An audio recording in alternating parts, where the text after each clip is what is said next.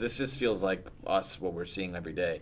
but we, to me, what's most satisfying right now is that we set out to make a thriller. We set out to make a movie that was truly thrilling. And like when I say thrilling, it doesn't mean like, oh, you're being thrilled by a movie. You're like, oh, I think the cops are going to run in this theater at any moment and like stop the screening. And like because we've been making movies, we're making feature films for almost a decade now. Yeah.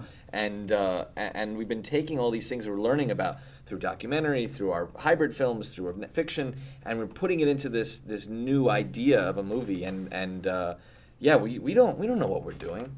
Like we just have a world that we're just kind of living in, and we're just showing it. So it's put your head really down and run refreshing forward, to hear, people responding. To hear like exactly what you're saying. It's like something you feel that you've never seen it before. That's really special to us because it's like we're trying to make something that's new and intriguing to us, and hopefully, we're aware we're trying to translate that to the audience, and it's great to hear. Well, even new in terms of cast. I mean, Robert, I couldn't tell that was you. You look completely different. I felt like if a girl was gonna.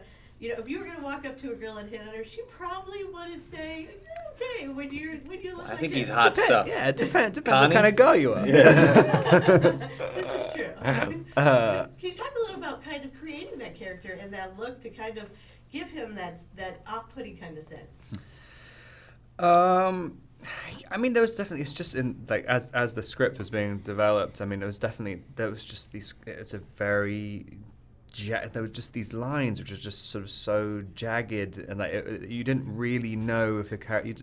Reading the script, you didn't know if the character's supposed to be good or bad or anything, and it's just a combination of factors. I mean, there's like I don't really know how the development happened. It was literally just like, do you know when you're tuning a guitar to like one string to the other, and then suddenly when you get the two tones to just hum in harmony, like it's like every little thing when we're doing the makeup tests. Like we tried so many things. So I'm basically doing the makeup test to look like Benny. That was like what the initial makeup tests were, and I was like doing like a fake nose and this and that and a perm and things. And then when you finally get just whatever works as the character, these sort of Tommy Lee Jones kind of like scarring on your face and stuff. You suddenly did that, and it was like, oh, that like hums. And I don't know. You don't know why the things work, and then suddenly you just look in the mirror and you're like, oh, that just feels really right.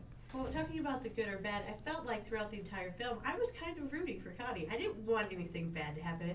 I didn't know if he did such bad things. It was kind of bad, but you still root for him. It's kind of bad. No, he's heroic because he does things that like people like. We always talked about Connie almost like he was a superhero. And I meet people. I'm friends with people who I consider to be superheroes. Like they'll do things. I was like, wow, I wish I could do that. And I think that is tapping into what you're feeling, is that he is heroic and he is acting in the name of his brother. Yeah.